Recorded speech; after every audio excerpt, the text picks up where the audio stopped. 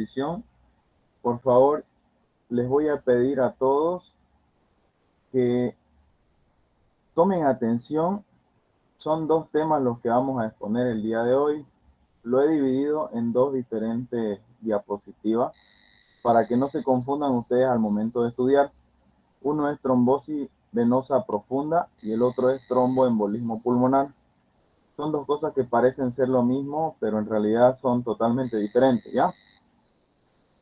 Bien, entonces voy a dar inicio a la exposición. Ya están viendo lo que estoy compartiendo con mi pantalla. Los integrantes del grupo somos mi persona, Carlos Andrés Cabrera López, Carlos Antonio Sevilla, Daisy Honor, Kevin Blas, Ana Paola Borda y Carla Daney. Nosotros somos los encargados de esta exposición. Les quiero recalcar que por favor tomen atención debido a que vamos a realizar unas actividades al final y durante la exposición vamos a estar haciendo preguntas. ¿Listo?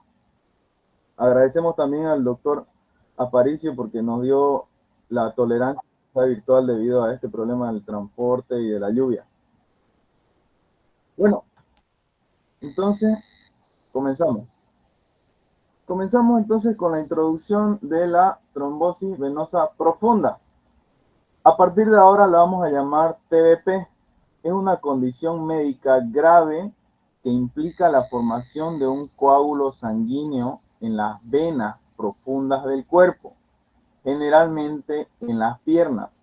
Como pueden observar, aquí tenemos la imagen representativa de lo que puede ser un trombo. Ahora viene la siguiente pregunta. Esta pregunta es muy importante y la he colocado al inicio en la introducción porque a estas alturas de nuestra carrera ya deberíamos saber exactamente la diferencia entre todo esto. La primera, y quiero que me conteste cualquiera, por favor, simplemente activa su micrófono y me dice. Si se equivocan no hay problema porque para eso estamos acá, para que ya no tengan nunca más esa duda. Entonces, ¿cuál es la diferencia entre un coágulo y un trombo? ¿Quién sabe la respuesta? Creo que el trombo es el desprendimiento de un coágulo que está circundante y se puede llegar a alojar. Está cerca, está cerca. ¿El trombo no sería cuando se forma dentro el vaso y el coágulo afuera? Muy bien, esa es la respuesta correcta, ¿no? De ahí deriva otra pregunta también. Muy bien, entonces la respuesta que dio el compañero está correcta. ¿Ya? Le voy a pedir a mis compañeros que están en el grupo que vayan anotando los nombres de los que están participando y los que dan la respuesta correcta. ¿Ya? Bien, ahora les hago otra pregunta. ¿Los coágulos son buenos o son malos? ¿Por qué dirían que son buenos y por qué dirían que son malos?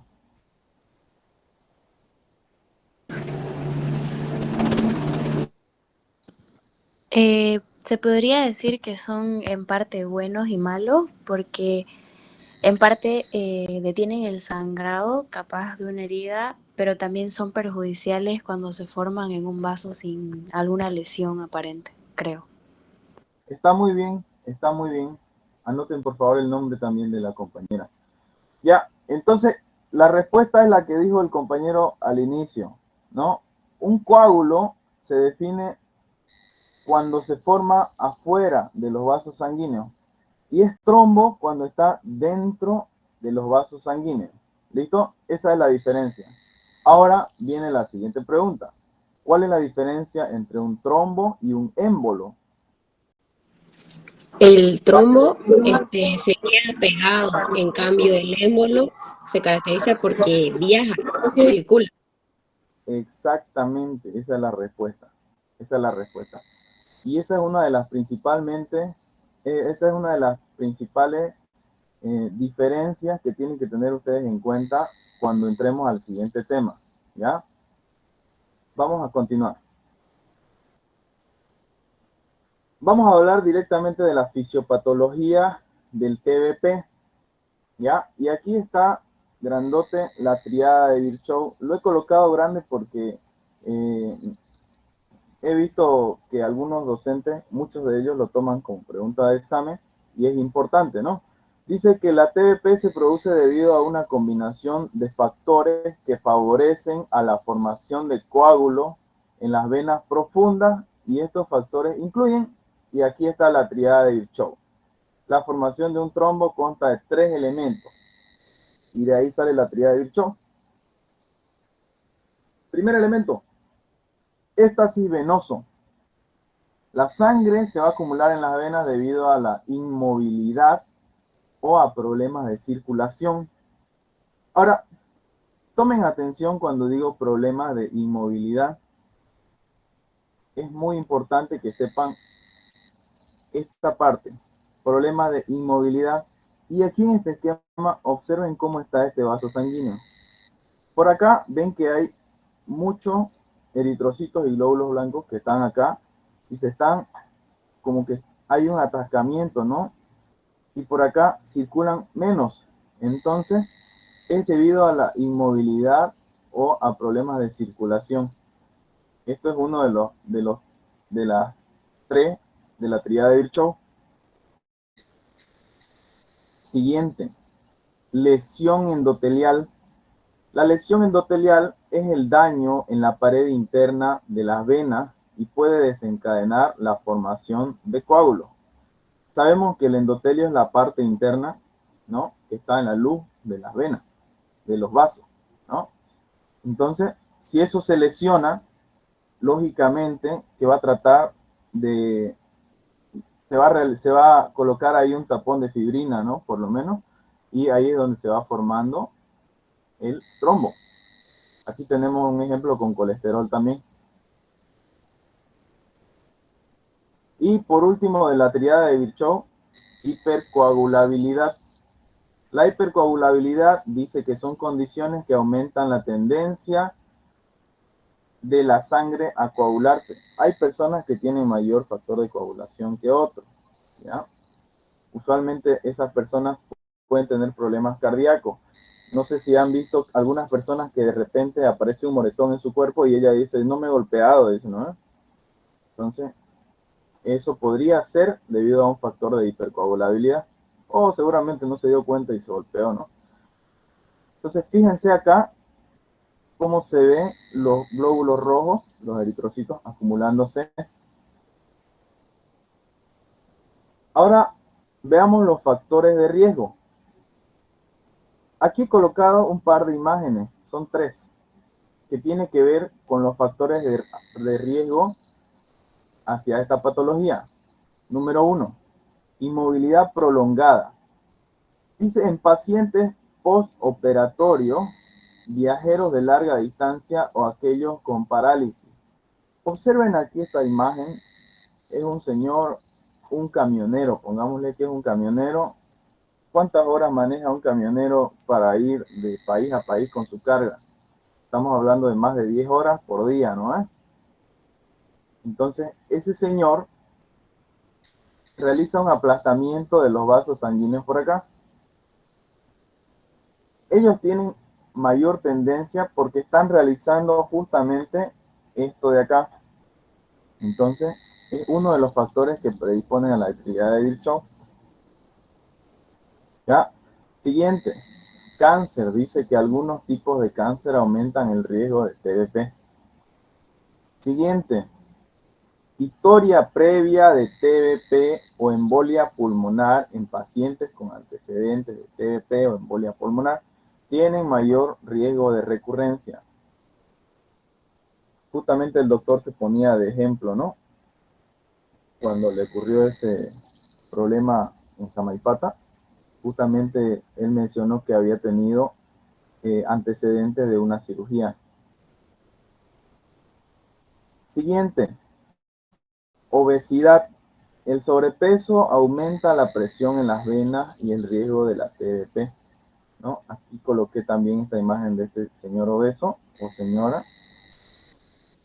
Y lógicamente, el peso que tiene comprime más todos los vasos sanguíneos que están en la parte de los glúteos y las piernas, haciendo que se forme esto en primer lugar, ¿no? La éstasis venosa o circulatoria, y en segundo lugar, una lesión endotelial.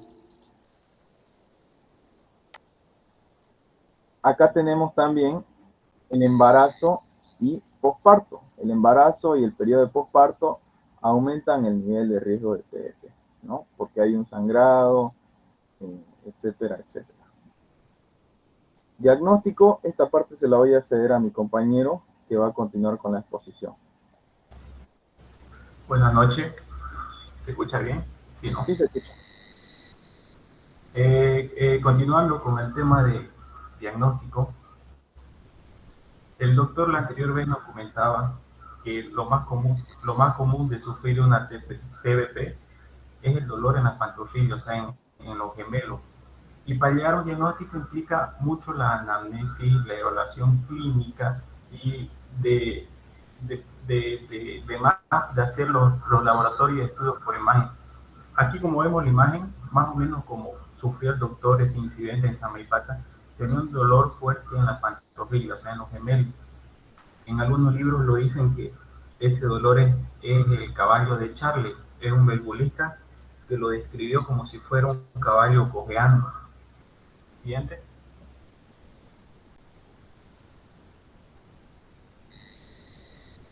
Siguiente. Ya le di siguiente. Ah, ya, ahora sí. Y acá tenemos, y nos acordamos un poco de patología de Celsus, Cornelius Celsus. En la clínica vamos a encontrar el edema, como pueden ver en las imágenes, mayormente un 97%. Hay dolor, sí, va a haber dolor con un 86%, rubor y calor. Pero a ver, podemos diagnosticar también con la coloración de piel, con una sensación de pesadez, nos puede decir el paciente. Podemos también diferenciar con la circunferencia de la pantorrilla, o sea, vamos a ver asimetría, una pierna más grande que otra, más inflamada. Entonces, por favor.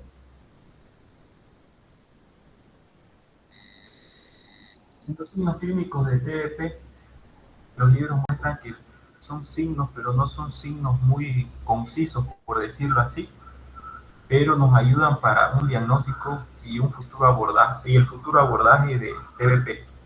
El signo de Omans, levantamos la pierna del paciente y dorsoflexionamos el pie para ambos lados, para adelante y para atrás, para ver si siente dolor en los gemelos. El signo de Olmo, dolor y presión en gemelar plano.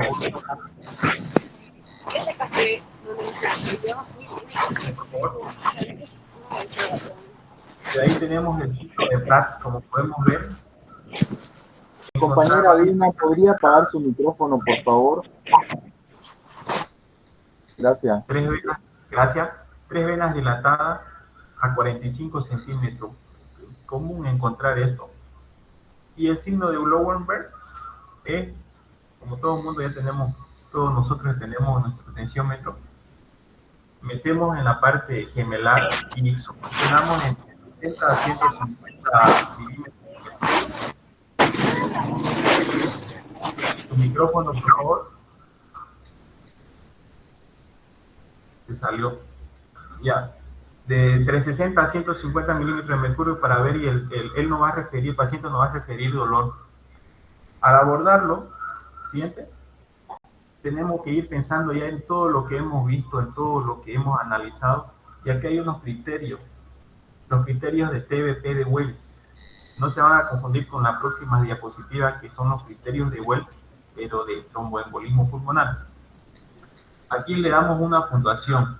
Tenemos aquí el cáncer, postración en la cama después de una cirugía. También podemos decir postración en la cama por sedentarismo, aumento de la circunferencia de las pantorrillas mayor a 3 centímetros y siempre es unilateral, ojo con eso. Venas superficiales colaterales presentes, edema completo de un miembro, sensibilidad localizada al sistema venoso profundo, fobia, parálisis o parestesia reciente, ya sea por una inmovilización, ya sea con yeso o sedentarismo, como la secretaria. En TBP previa, o sea, anteriormente al diagnóstico más probable, diferente a TBP, o sea, tenemos que relacionarlo, podemos ser también el cambio de coloración en una celulitis, puede ser también. Ahí le damos una puntuación. Siguiente, por favor. Y aquí nos llega con la puntuación baja, moderada y alta. La baja, aquí yo lo modifiqué y hice en baja que no hay que pedir nada en la confirmación complementaria, pero yo le puse en la baja, moderada y alta para descartar, para no ser tan no inexacto, por decirlo así. Sí o sí vamos a pedir lo que es el dímero D y una ecografía Doppler, para que no se nos salga de nuestra mano.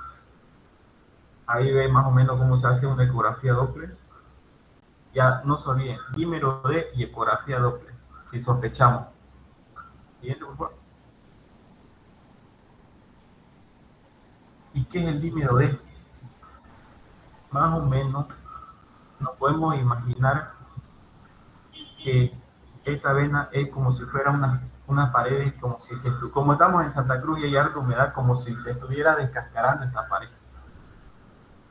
La fibrina se aloja para recuperar esa pared y lo que hemos raspado, póngale que es el dímero D, es la secuencia que queda en el piso y queda viajando y circulando en el medio. Y si nosotros sacamos esos análisis, lo normal es pillarlo menos de 500 nanogramos por mililitro, pero si lo pillamos mayor a 500, y ahí podemos sospechar una TBP. Aquí, como dice, mire, mayor a 500 nanogramos por mililitro, ecografía de miembro afectado. Aquí vamos a relacionarlo con la edad. Podemos poner un paciente de 50 años por 10, o sea, edad por 10, y lo multiplicamos y ponerle 50 por 10, 500 nanogramos por mililitro. Siguiente. En la ecografía Doppler. Ecografía Doppler es un estudio para descartar una falta de comprensibilidad venosa. Podemos ver una visualización directa del trombo, una dilatación venosa y un flujo sanguíneo anormal en color. En la comprensibilidad venosa, aquí podemos ver la prueba de las extremidades completas, que mayormente tenemos que pedirla completa, porque hay algunos que piden el superior e inferior. Preferible es hacerla completa. Allá, como vemos, la vena femoral común, la bifurcación safena, la vena femoral profunda, la superficial, la poplitea y la trifurcada. Siguiente, por favor. Aquí en este detalle más o menos vemos cómo se podría ver en una ecografía. Si se ven en la parte superior, las venas son elásticas y no se comprimen como en la parte de abajo, para que vean que si uno hace compresión no se elastizan como en la parte de arriba. ¿Por qué? Porque hay algo bloqueando esa elasticidad. Arriba, en la parte superior, podemos encontrar que es todo normal, y en la parte inferior vemos que hay esa falta de elasticidad en la ecografía. Siguiente, por favor. Y farmacológicamente, ¿cómo actuamos? Al tratamiento inicial, tras que confirmamos que es TBP con los anteriores estudios y clínica, en los primeros 5 a 10 días, evitar una progresión del trompo, como nos explicó el doctor. Farina de bajo peso molecular, HFM. Como tenemos el ejemplo aquí para que la conozcamos, la enoxaparina, 1 miligramo kilogramo peso, cada 12 horas subcutánea. Más o menos aquí se ve el ejemplo de cómo se coloca. No es como se coloca la insulina alrededor del ombligo, se coloca en los laterales. Y en los orales, que es la fase inicial de 5 a 10 días, tenemos el rivaroxaban, 15 miligramos cada 12 horas por 21 días. Eso hay que tener en cuenta también, porque hay hepatopatías graves, sangrado activo, y no se da en embarazos y lactancia. Siguiente, por favor.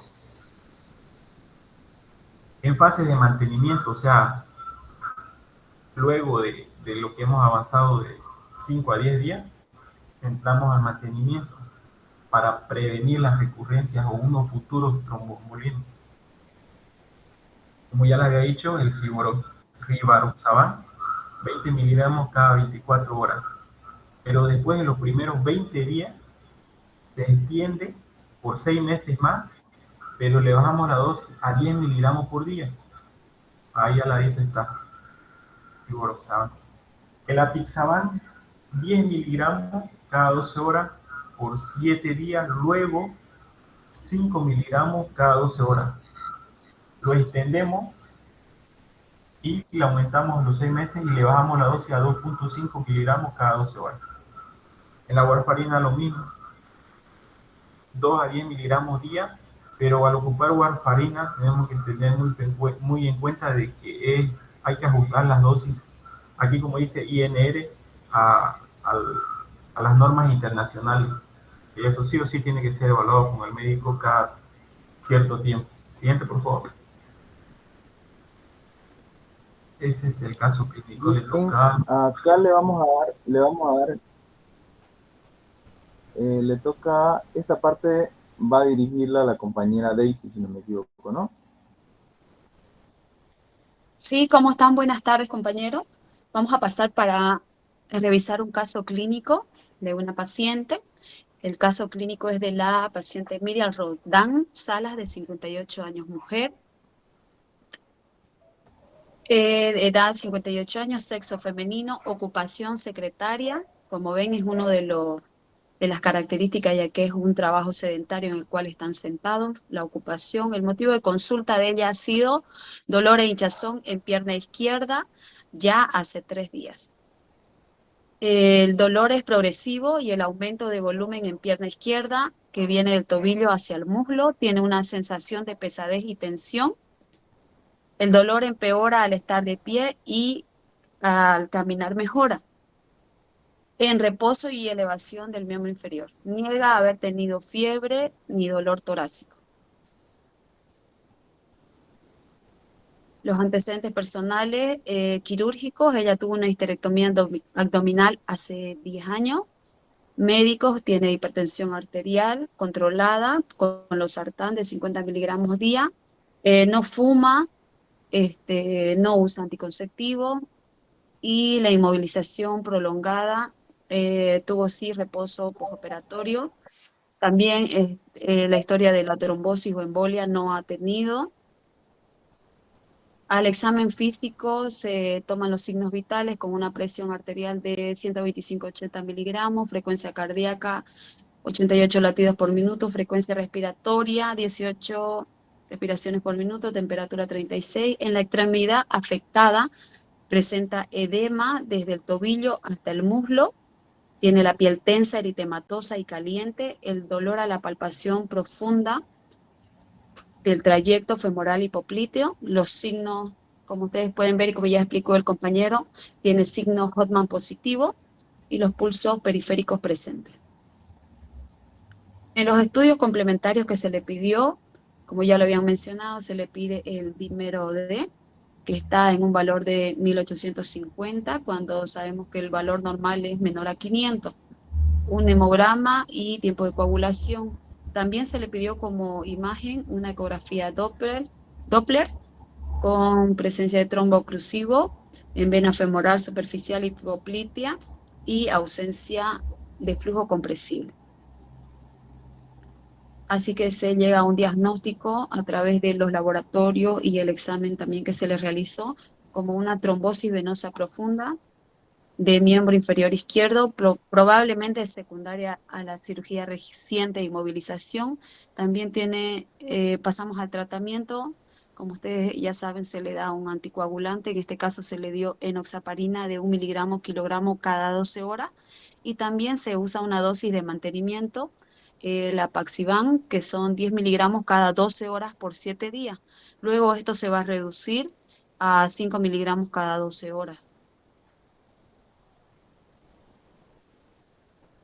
En cuanto a las medidas generales, se recomienda al paciente la elevación de del miembro afectado y la medida de compresión graduada tras control del dolor y evitar la inmovilización prolongada. Y como seguimiento y evolución, a los 5 días ya el paciente tendría que mejorar, mejora el dolor, hay disminución del edema sin signos de embolia pulmonar. El plan de anticoagulación puede durar de 3 a 6 meses y se le hace una reevaluación de factores de riesgo y un estudio de trombofilia si hay recidiva. Este sería el caso clínico. Bien, vamos a continuar con el otro tema. Como han visto, estamos tratando de hacer la parte teórica lo más entendible posible y hemos cerrado con un caso clínico que le podría llegar un paciente así a cualquiera, ¿ya? Vamos a seguir con el siguiente tema. Este tema es embolismo pulmonar. Tomen atención, por favor, porque todas las cosas en las que estamos haciendo énfasis van a entrar en nuestra actividad final.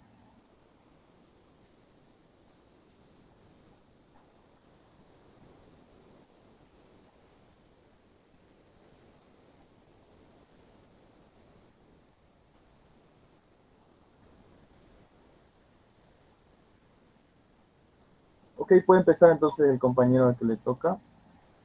Kevin. No me sale la diapositiva. No te sale la diapositiva. A ver, dame un minuto.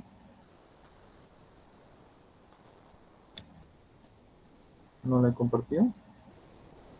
Nuevamente la voy a compartir entonces. Embolismo pulmonar.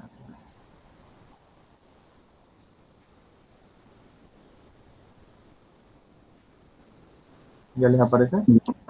Sí, sí. Ya. Ahora sí. Bueno, Voy a compañero, maximizar. nosotros vamos a hablar sobre embolismo pulmonar. Antes de basarnos en la fisiopatología, basémonos, se eliminó de nuevo. ¿Se elimina no? Déjame ver. Entonces no la voy a agrandar porque me parece que eso es lo que está sucediendo.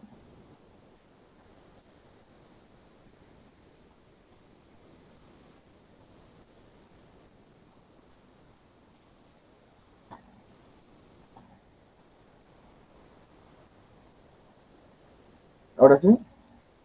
Sí, sí. Ya, la voy a dejar ahí porque si no después se va a volver a cerrar, ¿ya?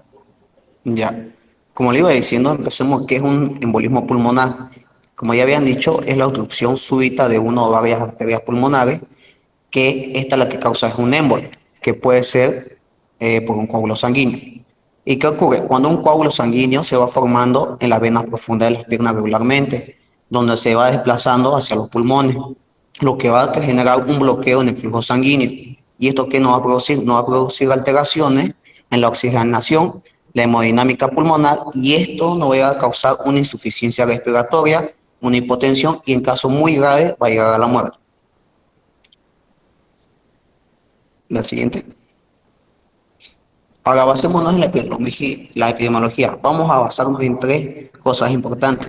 Es más común en hombres que en mujeres. ¿Por qué? Vamos a decir que en las mujeres es común por los cambios regulares hormonales, pero en los hombres va a ocasionar por el tabaquismo, por el sedentarismo. Ahora, va a ser más común en personas mayores a los 75 años, ya que al pasar de los tiempos vamos envejeciendo y dice que cada una de 200 personas va a pasar por un embolismo pulmonar. Ahora, por último, tenemos que es una causa común de muerte súbita. El siguiente.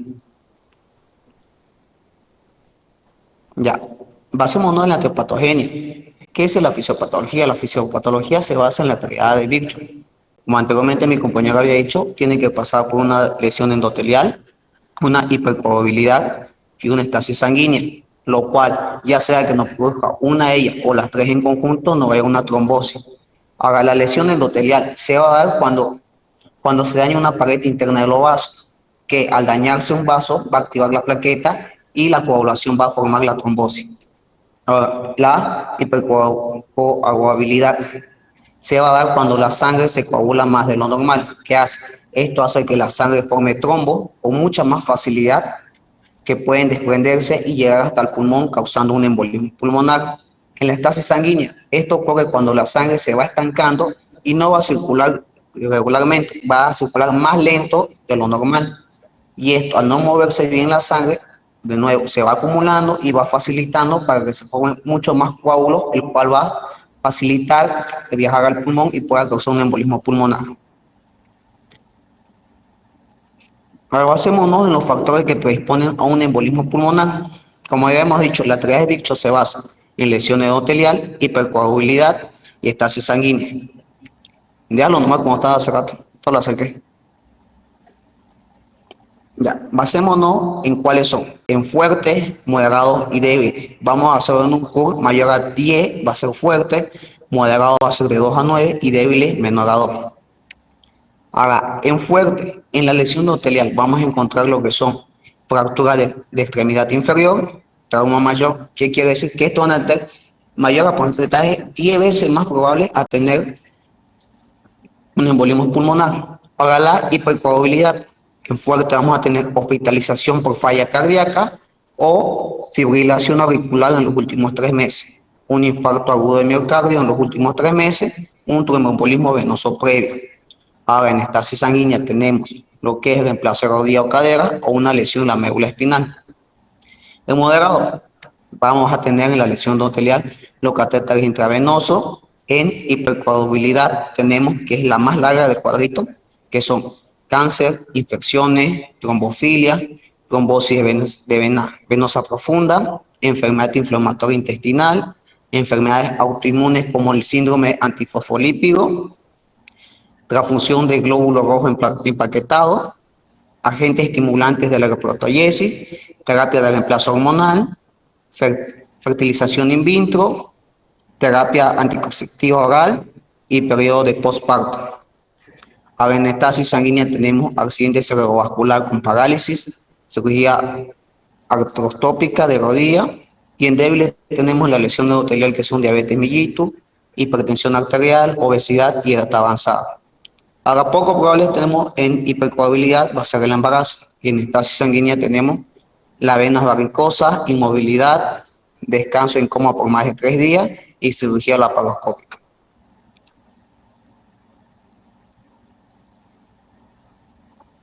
Ahora, vámonos al intercambio gaseoso anormal. Para entender este evento, debemos imaginar la circulación pulmonar de la forma que está esquematizada en esta imagen. ¿Qué quiere decir? Imaginémonos, aquí una arteria pulmonar que se subdivide en dos, que es la de arriba y que tenemos la de abajo. Las dos ramificaciones, una de estas tiene un coágulo, no sé si se lo puede remarcar, ahí el cuadro, ¿dónde está? Ese. Tenemos un coágulo el cual no nos va a permitir que la sangre pase, por lo tanto, la cantidad necesaria. Va a pasar ya sea en mayor cantidad o nula o escasa cantidad de sangre. Esto no va a tener ningún problema al oxigenarse, ya que los sacos alveolares, lo que está de plomito, no tiene ningún compromiso, ya que esta no está en la ventilación, sino se encarga de la perfusión. Por lo tanto, la sangre que pase se va a oxigenar y va a ser perfectamente, no va a haber ningún problema, porque va a ser poca sangre. Ahora, el problema va a estar en la parte de abajo, en el cual por la otra rama es toda la sangre que no se ha podido pasar por el problema del coágulo, va a pasar hacia abajo, el cual se va a hacer acumulación de mucha sangre, por lo que usualmente no va a poder direccionar suficiente, va a falta de oxígeno, en el cual al unirse la parte de abajo con la de arriba, el otro circula normal el oxígeno con sangre y el otro hay exceso de sangre, pero no con oxígeno, lo va a ocasionar una hipoxemia. Siguiente. Ahora, el compromiso cardiovascular. Para poder entender cómo un embolismo pulmonar puede comprometer la función del corazón, hay que recordar, primero, cómo es la circulación pulmonar. Como podemos ver en la parte izquierda del dibujo, tenemos desde el del ventrículo derecho, salen estas arterias pulmonares que se dirigirán hacia el pulmón en la sangre. En la parte de arriba, va a permitir que esos oxígenos posteriormente va a retornar hacia las venas pulmonares. ¿A dónde? Hacia el ventrículo izquierdo, donde ya la sangre está oxigenada del ventrículo izquierdo, va a ser expulsada por la arteria aorta hacia la circulación sistemática de todo el cuerpo.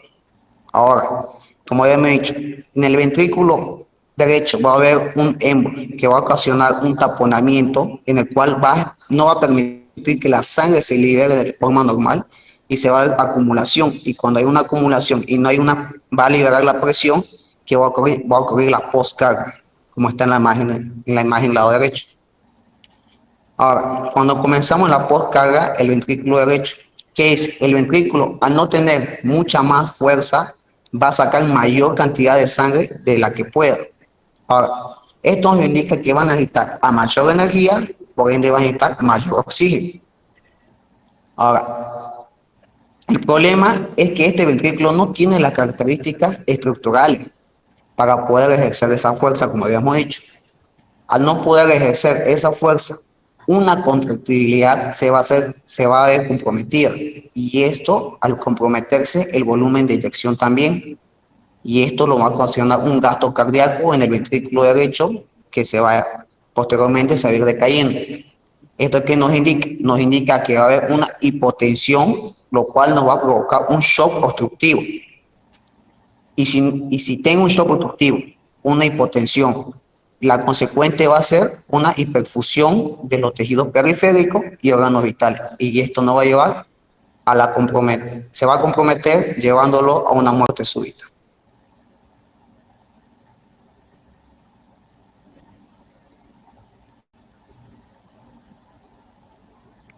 Buenas noches. Continuando con el tema, te voy a hablarle un poquito de las presentaciones clínicas. Entre las presentaciones clínicas, las más frecuentes podemos encontrar la disnea en un 73%, reposo o con esfuerzo, a menudo repentino en el inicio. Otro sería la tos con un 37%. Algunos pacientes también van a presentar hemoptisis en un 15%, la ortopnea en un 10%. Entre los signos podemos encontrar lo que es la taquipnea en un 70%.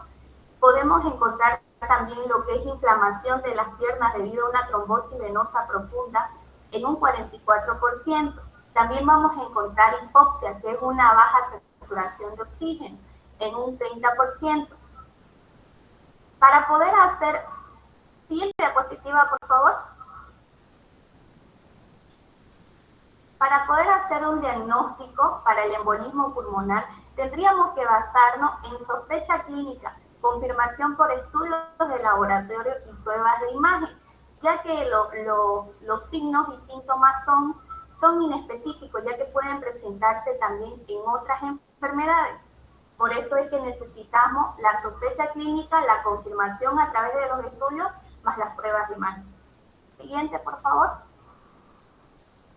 Ya. Existe una escala llamada la escala de Wells, que esta nos ayuda a darnos unos puntos para poder continuar pidiendo más análisis en estos pacientes. Como les expliqué a un comienzo, primero necesitamos de una evaluación clínica. Estos pacientes nos van a llegar con disnea. Algunos van a presentar una disnea súbita, que esto más es un embolismo masivo. Otros pacientes van a presentar lo que es dolor torácico pleurítico, porque hay irritación en lo que es la pleura parietal. Otros van a presentar taquipnea, taquipnea y taquicardia, ya que el cuerpo va a querer compensar lo que hay una obstrucción en lo que son las arterias, ya sea centrales o periféricas de lo que es el pulmón. Otros pacientes van a presentar hemoptisis. Esta hemoptisis se presenta más que todo en pacientes que han pasado, o sea, que presentan un TEP masivo, y otros van a presentar lo que es síncope, ya que hay un bajo flujo también en lo que es la llegada de oxígeno tanto oxígeno como sangre a lo que son los pulmones. Entonces, siguiendo a eso, vamos a ir, no, para atrás por favor. Siguiendo a eso, entonces, continuamos con lo que es la evaluación de la probabilidad del test, que ahí es lo que utilizamos la escala de Wells. Esta escala de Wells nos va a ayudar para poder seguir pidiendo otro tipo de diagnóstico, claro, de análisis para poder llegar a un diagnóstico más preciso de esta enfermedad. Si nos, la cambia de la imagen anterior, por favor. Mejor dicho, la siguiente. Este criterio de Well nos dan varios criterios de lo que son síntomas clínicos del TBP, que le damos un porcentaje de 3. Hay otros que son menos probables, o sea, descartamos otras enfermedades que sean menos probables y le damos un 3% al puntaje. Frecuencia cardíaca mayor a 100, 1.5, si ya el paciente está inmovilizado mayor a 3 días o ha pasado por cirugías previas, 1.5, si ha tenido un TEP previo, 1.5, si ha presentado hemoptisis o si hay malignidad. Más abajo, la sumatoria de todo eso nos va a dar una probabilidad alta, una moderada y una baja, de la cual vamos a poder, esta se aplica a los criterios de PERC, a esta probabilidad, de la cual nos van a dar otros 8 criterios. Si se cumplen los 8, no se requiere más estudio, pero si no, vamos a pedir una medición del dímero D. Si el dímero D está menor de 500 nanogramos por ml, no se requiere más estudio, entonces descartaríamos lo que es el tromboembolismo pulmonar. Pero cuando el dímero está por encima del D, va por encima de 500 nanogramos de mililitros, se debe realizar pruebas de imagen. Pero recuerden que esto solamente nos lleva para descartar, no es un análisis preciso para lo que es el TEP. Siguiente, por favor.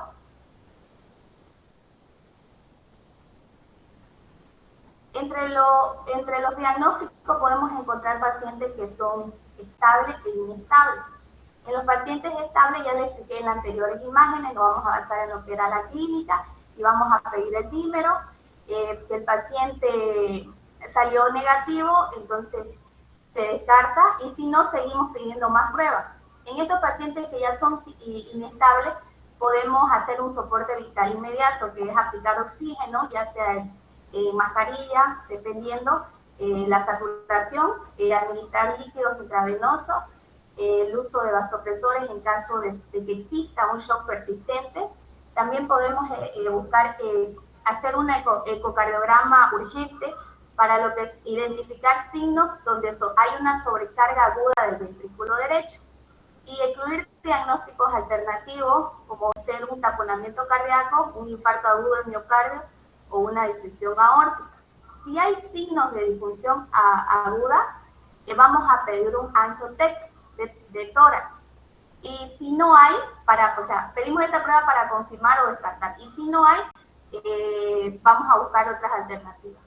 Para ver lo que es en estos pacientes la severidad del embolismo pulmonar, existe otra escala que es el score PEXI, que este es otro tipo de parámetro que viene de una escala completa y otra simplificada, que igual nos da un puntaje en todos estos parámetros, donde luego se hace la sumatoria para ver el riesgo al que pertenece el paciente para luego poder continuar con el tratamiento. Siguiente, por favor. Entre el riesgo de mortalidad temprana en estos pacientes que son inestables, lo vamos a dividir entre alto, intermedio bajo y bajo, ¿ya? En el cual vamos a ver si el paciente es inestable hemodinámicamente, vamos a medir los parámetros clínicos de gravedad de la escala de PESI de la gravedad del embolismo pulmonar, que es la anterior imagen que le mostré. Vamos a ver lo que es la disfunción del ventrículo derecho y vamos a ver lo que son los niveles elevados de las troponinas cardíacas, ya que también se va a pedir las troponinas en este tipo de pacientes. De acuerdo a la anterior escala, ya uno le da lo que es la puntuación al riesgo de mortalidad temprana. Siguiente, por favor. Entre las pruebas que podemos solicitar, pruebas de sangre, podemos pedir lo que son lo que es el dímero D, como ya se los expliqué anteriormente. Esto nos lleva más que todo para poder descartar el TEP. En caso que salga por encima de los 500, nos ayuda a pedir lo que es la siguiente prueba, que es una por imagen, que es la Angio-TET. Esa es la prueba más específica para dar el diagnóstico de embolismo pulmonar.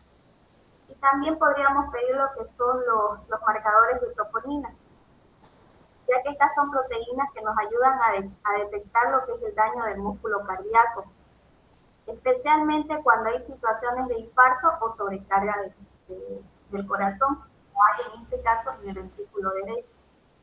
Siguiente, por favor.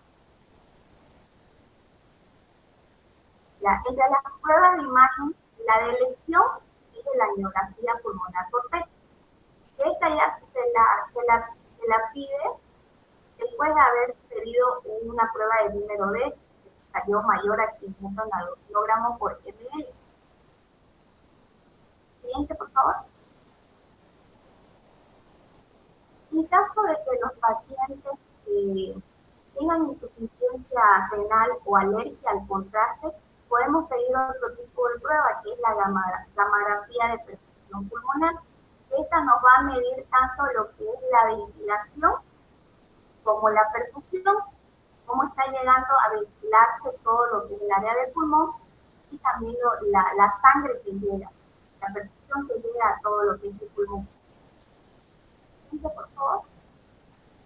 Otros diagnósticos que no son precisos, pero se presentan un 10% en los pacientes que han tenido hay un complejo que es un patrón de los segmentos que se presentan en las derivaciones 1 y 3, que es el S1, el U3 y el T3, donde presenta una onda S en derivación 1, una onda Q en derivación 3 y una T invertida, que es en la derivación 3. Aunque en estos pacientes más frecuente es observar una taquicardia sinusal. Siguiente, por favor.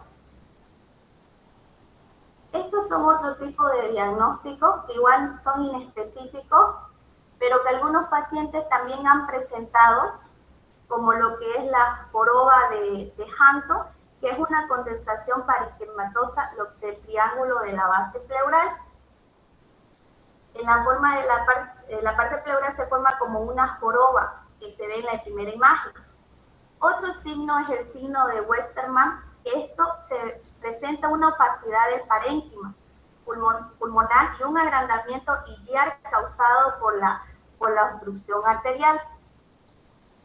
Y el último signo es el signo de Fleischer, que ahí se ve como hay una dilatación en lo que son el tronco bronquial, especialmente en las arterias centrales, pero ya no se observa mucho lo que son los segmentos más distales en la tercera imagen. Siguiente, por favor. Con todo ese diagnóstico vamos a sacar lo que es un tratamiento. El tratamiento se va a basar en lo que es los pacientes que presentan un riesgo elevado y los pacientes que presentan un alto riesgo, de acuerdo a las escalas de Welter, las anteriores escalas que le mostré en la siguiente imagen. En los pacientes de TEP de riesgo no elevado vamos a utilizar anticoagulación, y en los pacientes con TEP de alto riesgo vamos a utilizar trombólisis. Siguiente, por favor. En el test de riesgo no elevado podemos recetar heparinas de bajo peso molecular en dosis de acuerdo al tipo. Por ejemplo, podemos comenzar con dar la enoxaparina de 1 miligramo kilogramos cada 12 horas de forma subcutánea por 5 días, seguido de anticoagulantes orales como la warfarina, cada persona con una duración individualizada. En caso de embarazada, también podemos utilizar las heparinas de bajo peso molecular hasta la semana 6 del posparto. Siguiente, por favor. En los pacientes de TEP de alto riesgo, en el caso de que estos pacientes llegan hipotensos y con shock, se debería realizar una trombólisis mediante fibrinolítico, como ser la estreptoquinasa, que esta nos da una ventana de 48 horas. En estos pacientes que no responden a estos fibrinolíticos, se puede realizar una embolectomía percutánea. Esto consiste en una intervención quirúrgica que está diseñada para extraer el émbolo que han viajado a través del torrente sanguíneo y se han alojado en un vaso sanguíneo obstruyendo el flujo normal de la sangre. Siguiente, por favor. Y en los pacientes también de alto riesgo, en aquellos pacientes que se encuentran contraindicados lo que son los medicamentos que son para anticoagular o que han tenido TEP recurrente, se puede colocar un filtro en la vena cava inferior a manera de profilaxis con el fin de prevenir la presencia de coágulos venosos en la circulación pulmonar. Siguiente, por favor. En esta imagen es un resumen de todo lo que vine hablando. Primera parte vamos a encontrar lo que son los desencadenantes. Vamos a preguntarle al paciente si ha tenido cirugías previas, si presenta neoplasia, si tiene insuficiencia venosa, para luego irnos a los signos y síntomas más característicos que los pacientes dicen, que es la taquicardia, la taquinea, va a haber una disnea súbita. Para luego pasar a lo que son las pruebas o los diagnósticos más precisos, como es el angiotac, que es el gol estándar de la prueba de diagnóstico para la TEP, y otra sería la gammagrafía en los pacientes que tienen alergia al yodo o tienen insuficiencia renal. Para luego pasarnos al tratamiento, que como les dije, podemos dar TEP leve en el 60% de los pacientes que presentan TEP leve y un 30% es el TEP moderado. En esto podemos dar enoxaparina. En los que presentan un TEP severo, que es el 10%, aquí podemos dar hacer fibrinólisis o también los anteriores exámenes endovasculares. En esta imagen sería todo lo que es la exposición anterior. Siguiente, por favor. Buenas noches, doctor. Yo voy a presentar sobre un caso clínico. Siguiente, por favor. Bueno, este paciente se llama Juan Carlos Mamani Quispe, tiene 52 años de edad, es de sexo masculino, pero su procedencia es de La Paz, Bolivia. Tiene una ocupación que es conductor de transporte interprovincial. Sus antecedentes personales es fumador de 15 cigarros al día durante 20 años. Tiene hipertensión arterial controlada con enalapril. Tuvo una cirugía reciente de fractura de fémur izquierdo hace 15 días, tiene reposo prolongado. El motivo de consulta de este paciente fue porque acudió por un dolor torácico y una dificultad respiratoria. Siguiente, por favor. Siguiente, por favor. El paciente refiere inicio súbito de disnea intensa, dolor torácico tipo punzante que aumenta con inspiración y sensación de mareo. No presenta tos productiva ni fiebre. Durante el reposo postquirúrgico no usó medidas de comprensión ni realizó ejercicio de movilización. En el examen físico se puede observar una tensión arterial de 90-60 milímetros de mercurio, una frecuencia cardíaca de 120 latidos por minuto, una frecuencia respiratoria de 28 respiraciones por minuto, una saturación de oxígeno 85% aire ambiente, una temperatura de 36.5 grados y en el tórax se observa murmullo vesicular disminuido en base sin extectores. En las extremidades inferiores se puede observar un edema leve en pierna izquierda y se le realizó signo de Homans y dio positivo. Siguiente, por favor. En los exámenes complementarios se le realizó un electrocardiograma donde dio un taquicardia sinusal. También se le realizó una gasometría arterial donde la presión parcial de oxígeno es de 58 miligramos de mercurio y la presión parcial de dióxido de carbono es de 30 milímetros. Perdón, doctor. Tiene un pH de 7.48, tiene una alcalosis respiratoria. se les realizó un dímero D donde se observa de 2.500 nanómetros por milímetro, está elevado. Se les realizó también una angiotomografía pulmonar donde hay un defecto de llenado en arteria pulmonar derecha en confirmación de embolismo pulmonar. Su diagnóstico de este paciente es que tiene un embolismo pulmonar agudo secundario a trombosis venosa profunda postquirúrgica. Siguiente, por favor.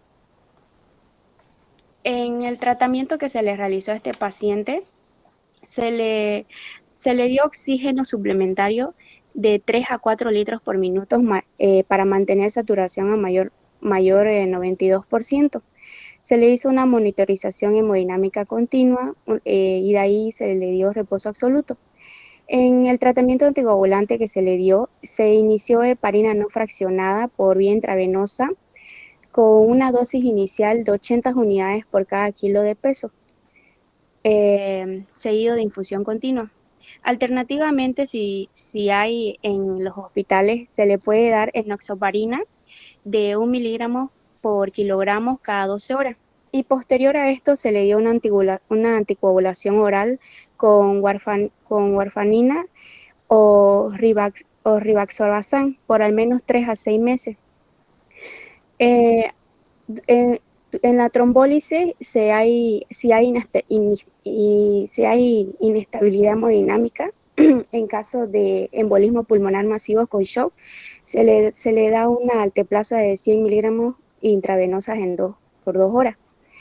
La prevención que se le dio a este paciente fue uso de medidas de comprensión elástica, la movilización temprana en futuras cirugías o viajes prolongados, ya que él es conductor de autobús. También se le dio un control regular si usa warfarina, y durante la evolución se le dio, tras 48 horas de tratamiento con anticoagulante y oxinoterapia, al paciente presenta mejoría respiratoria, se mantiene estable hemodinámicamente y es dado de alta al 7º día con anticoagulación oral y control ambulatorio por medicina interna.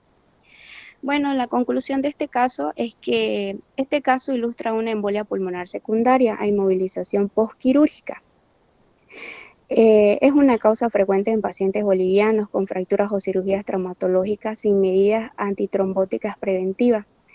El diagnóstico oportuno de este caso se dio mediante angio-TA y el inicio rápido de anticoagulación fueron claves para evitar complicaciones fatales para este paciente. Ya. Bien, doctor, eso es todo sobre nuestra exposición. Tenemos un enlace de Google Forms para evaluar cómo ha sido la atención de nuestros compañeros. Usted dígame si enviamos el enlace o quisiera dar algunas observaciones o preguntas. Bueno, muchas gracias. Buenas noches. Interesantes los temas, Boningo. Si se dan cuenta, los dos temas tienen relación, es decir, inclusive desde lo que va a ser la enfermedad de trombosis arterial. Muy importante los conceptos que hay que tener, qué es trombosis venosa profunda y qué es tromboembolismo. Trombosis venosa profunda es una situación bastante común que hay que determinar sobre todo sobre las causalidades y en qué personas vamos a observar. Generalmente el sexo masculino tiene una mayor predominancia sobre estos cuadros, ya que la mujer tiene mayor cantidad de válvulas contracorriente, anticorriente en los miembros inferiores. Por ende, es importante determinar algunos elementos importantes prequirúrgicos o cuando hacemos el examen clínico dentro de que lo van a hacer los antecedentes no patológicos y patológicos del paciente. Dentro de los antecedentes no patológicos debemos determinar multípara, sobre todo las mujeres multíparas, la profesión, como ustedes han ido mencionando paulatinamente, la cantidad de horas que uno puede estar en descanso cuando la pierna no tiene movimiento, determinar también lo que va a ser algo muy importante y muy frecuente que se va presentando, el síndrome metabólico, como va a ser la obesidad, que es muy frecuente las cirugías, los postoperatorios prolongados, es decir, las cirugías primero, que son cirugías complejas. Hablaba su compañero de los pacientes con cáncer. El paciente con cáncer en sí tiene un cierto riesgo trombótico, pero el paciente que realiza tratamiento oncológico, ya sea quimio, radio, es el paciente que va a subir a 150, 200% la posibilidad de un tromboembolismo, trombosis venosa profunda. Entonces, ustedes cuando tengan pacientes oncológicos que hayan recibido tratamiento, quimio, radio, deben tener en cuenta que puede presentar este tipo de circunstancias y es un antecedente muy importante para determinar hacia futuro.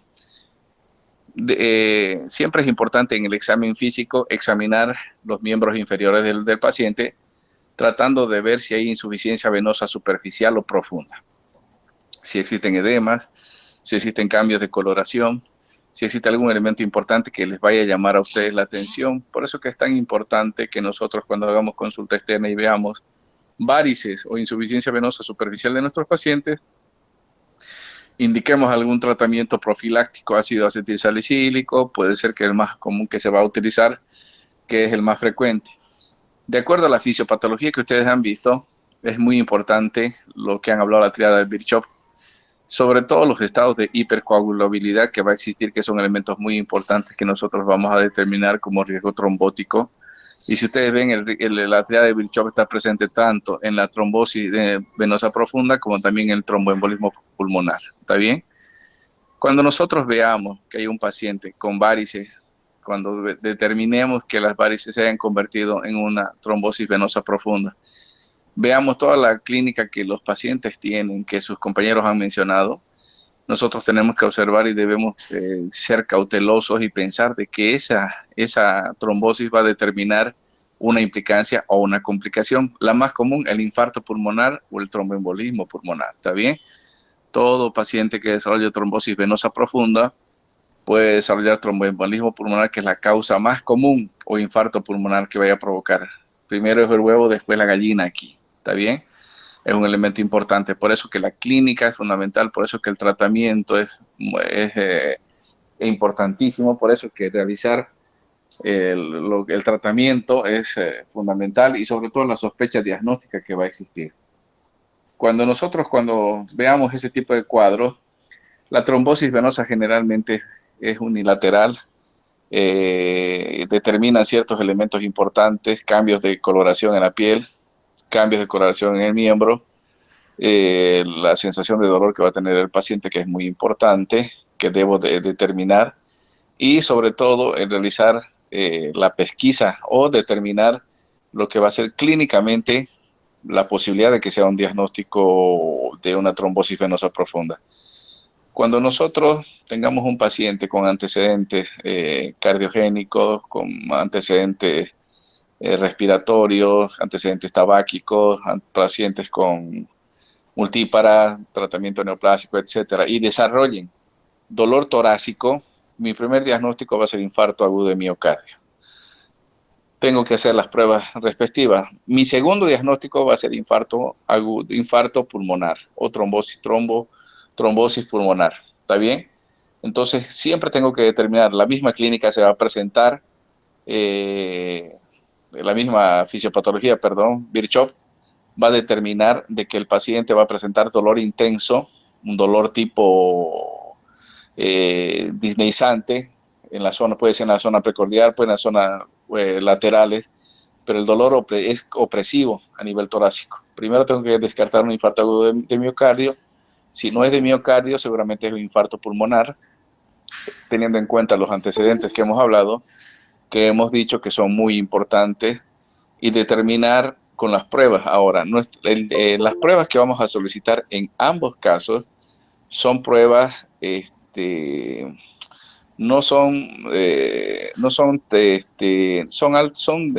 son sensibles.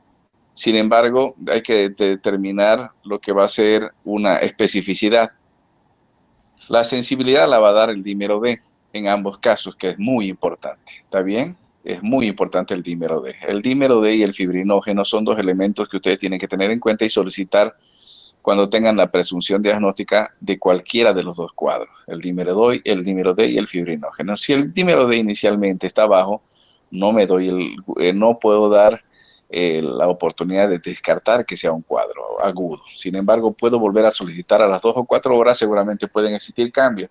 Si no hay un cambio importante respectivo en ello, seguramente voy a ir descartando. Sin embargo, si mi dímero D comienza a elevarse o está elevado, no me va a decir exactamente de que sea un diagnóstico certero, sino que me dice que existe un trombo en alguna parte, en algún segmento del organismo que está provocando algún tipo de daño o lesión. Entonces el dímero D es muy importante. El fibrinógeno va a ser también importante. Para esto necesito también, les voy a decir la batería que se pide, más o menos los laboratorios que se solicitan para un cuadro trombótico. Va a ser el hemograma para determinar si no hay estados de hipercoagulabilidad como va a ser la poliglobulia, que es un elemento importante que hemos hablado. ¿Se acuerdan que hemos hablado en clase? Segundo, determinar de que si hay un proceso añadido, que no va a haber una leucocitosis posiblemente, pero es importante para determinar si no hay alguna sobreinfección o alguna infección previa. Determinar cómo están las plaquetas, que en su valor normal, determinar un estado de disminución o aumento, el TP, tiempo de sangría, protrombina, y como también de coagulación, para determinar cómo están la vía indirecta. Puedo pedir lo que va a ser muy importante, el INR, ¿está bien? El INR es fundamental aquí. Y el TPTA y el INR. Y el INR para ir midiendo, lo que va a ser la anticoagulación. No se olviden, el INR sirve para verificar cómo está el estado de anticoagulación de este paciente, que puede iniciar, que puede estar defectuoso, que puede estar alterado, que puede estar normal, que es muy importante. Dímero D, como también el fibrinógeno. Y también enzimas cardíacas para ir determinando si no hay un proceso de infarto, que es importante. Dentro de lo que van a ser los elementos de tratamiento, bien lo han dicho sus compañeros, está la anticoagulación. Mediante que la heparina se puede utilizar, la warfarina también se la puede utilizar. Sin embargo, es muy importante utilizar lo que van a ser la heparina de bajo peso molecular, que se puede utilizar, que es un beneficio para todos nosotros los médicos generales, que la aplicación que es más sencilla, que es más práctica su uso, ya sea de 20, 40, que son elementos importantes que vayan a existir, que deben estar presentes en cualquiera de las farmacias o en la disponibilidad que exista, económica también. Y algo importante que ustedes han mencionado, no son medidas de comprensión, no necesitamos medidas de comprensión, necesitamos medidas de compresión, que son importantes. En todo paciente que vaya a operarse, todo paciente que va a entrar en una cirugía mayor a 2 o 3 horas, necesitamos hacer los vendajes de compresión, ¿está bien? Compresión para comprimir esas venas, para que las válvulas antirreflujo actúen adecuadamente. Por eso que nosotros ahora manejamos que todo paciente que se opera, la movilización rápida, que es importante, la movilización activa de los miembros inferiores para evitar estos cuadros indeseables. Porque la muerte súbita posoperatoria, la primera causa que nosotros vamos a determinar es tromboembolismo pulmonar. ¿Está bien? La primera causa de muerte súbita en un paciente posoperado es el infarto pulmonar o tromboembolismo pulmonar, que es una de las causas frecuentes por la no movilización adecuada.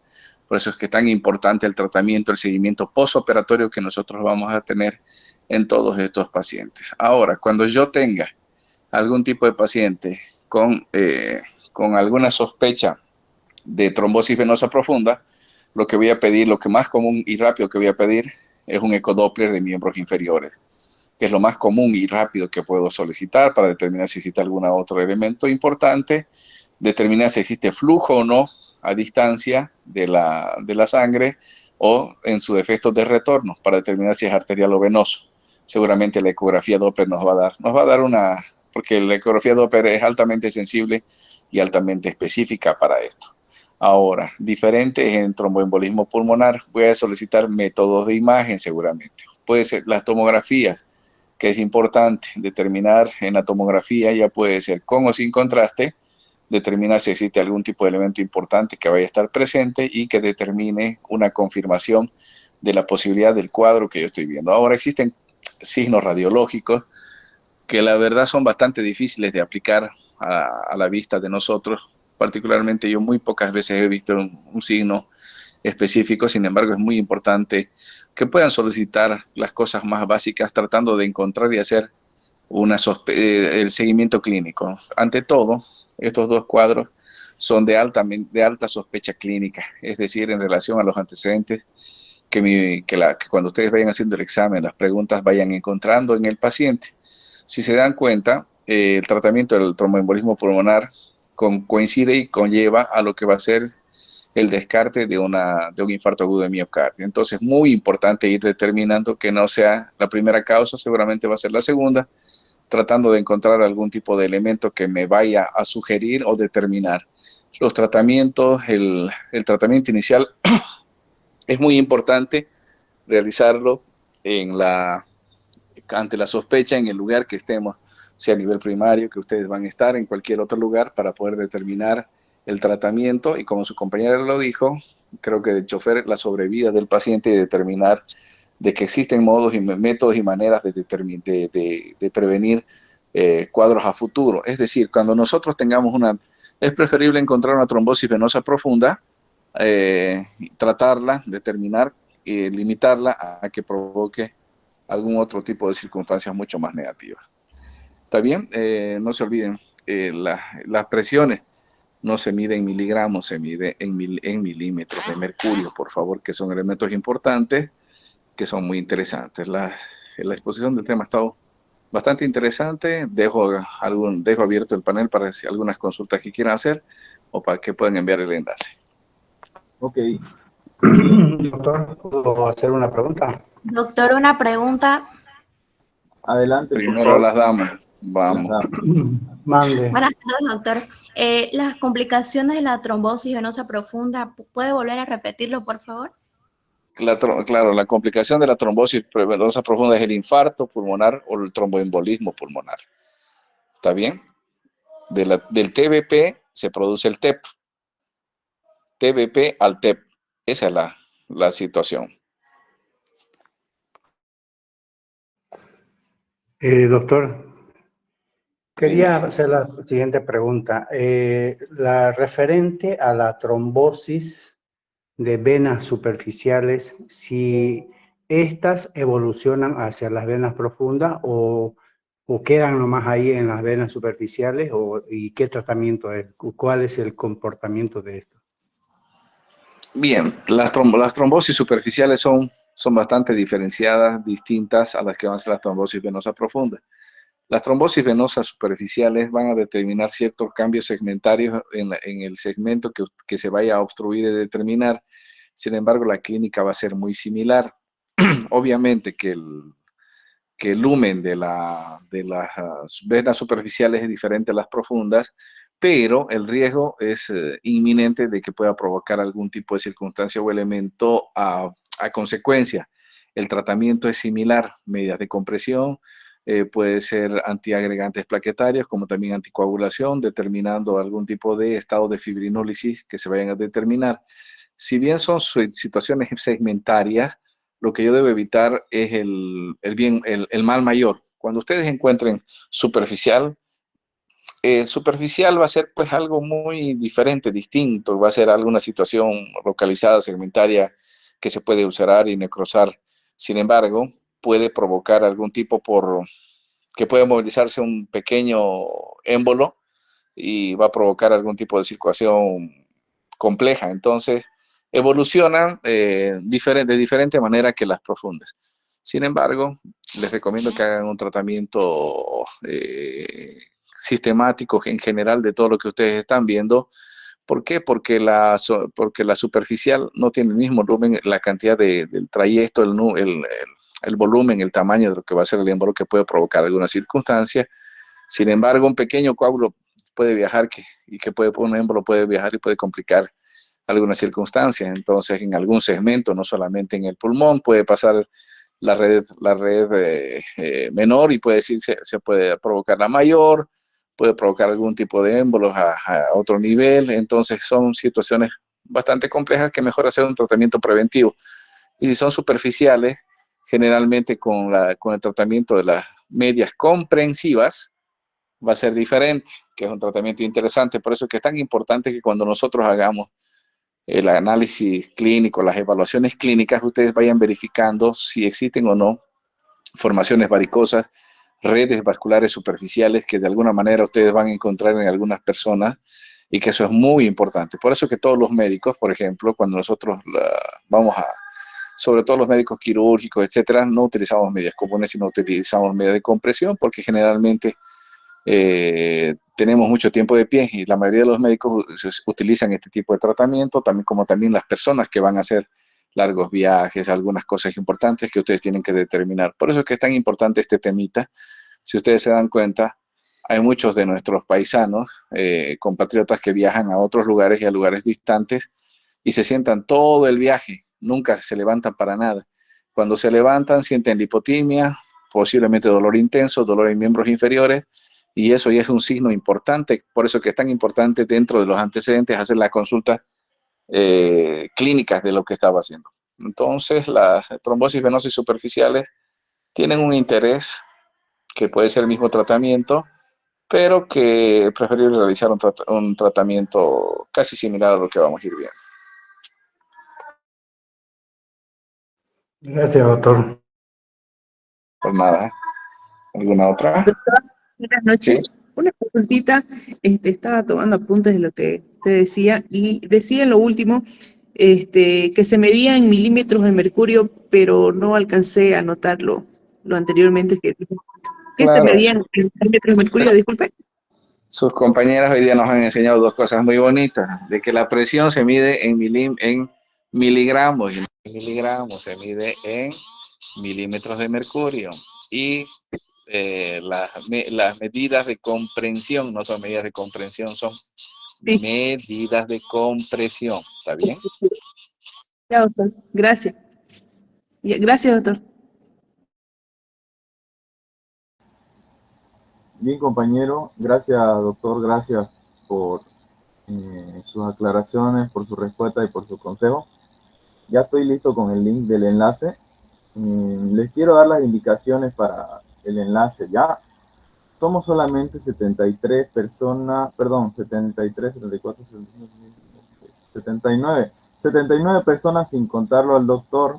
No pueden enviarle el link a los que no estén. Cielo ya no está aceptando, por ejemplo, a nadie. Dejó de aceptar que entren, porque este link solamente va a ser para los que se han quedado hasta este momento de la clase. ¿Ya? Entonces, yo ya tengo captura de los que están en la reunión. Si otra persona que no estaba en la reunión responde, está mal y no la vamos a tomar en cuenta. ¿Ya? Son 10 preguntas que son de lo más fácil, solo de lo que hemos hablado acá y hemos hecho énfasis. Son 10 preguntas en el formulario de Google. Les vamos a dar, no sé si el doctor me corrobora si le podemos dar 7 minutos o es muy poco. Pueden darle 10 minutos, por favor. 10 preguntas, 10 minutos. Pues. 10 minutos entonces será ya. Y voy a enviar el enlace y a partir de que yo lo envíe contamos 10 minutos, ¿ya? Entonces, y va a ser aquí al chat de la llamada, no al WhatsApp. A la 1, a las 2 y a las 3. Un ratito, compañero, le comento que estamos aquí en la universidad y hay un compañero que quiere hablar con usted. Lo que pasa es que su celular que no funcionaba. Compañero, habla aquí Florencio Pérez. No funciona mi celular. He tratado de conectarme, pero no sé por X motivo no puedo conectarme. Ya, está bien. No se preocupe, Florencio. Los demás, por favor, ya les he mandado el link. Se los he enviado a las y39, es decir, a las y49. Yo voy a cerrar automáticamente sin preguntarle.